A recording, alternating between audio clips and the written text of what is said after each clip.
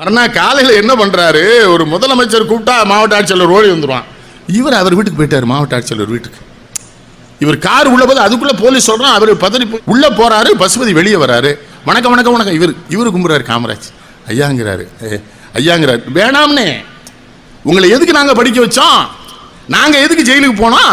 நீங்க படிச்ச பிள்ளைலாம் நேர்மையா ஒழுக்கமா இருக்கணும் தானே, உங்களை நம்பித்தானே ஜெயிலுக்கு போனேன். நீ அப்படித்தானே இருக்கையா. அடுத்த வார்த்தை என்ன சொல்றாரு, உன்னை கும்பிடுத யானு தலைக்கு மேல கையை தூக்கி கும்பிட்டான் யானை. பசுபதி அழுதுட்டாரு. அவர் கலெக்டர் ஒரு மாதிரி ஆயிட்டாரு. ஐயா அப்படிதான் இருக்கணும். அப்புறம் எங்க அவர் மனசுக்குள்ள ஒரு சங்கடம் வந்துருமோன்னு, அம்மாவங்க கூப்பிடுங்க, பிள்ளைய நல்லா படிக்க வைக்கணும். உங்க வீட்டுக்கார மாதிரியே ஒரு நேர்மையான அந்த நாட்டுக்கு வேணும், ஆளாக்கிடணும். நீங்க என்ன அந்த அம்மாவுக்கு மனசுக்குள்ள கஷ்டம் இருக்குல்ல, சிஎம் இவர் ஏதோ பண்ணிட்டாருன்னு, ஒரு காப்பி கொடுங்களேன், காப்பி குடிச்சு போறேங்கிறார்.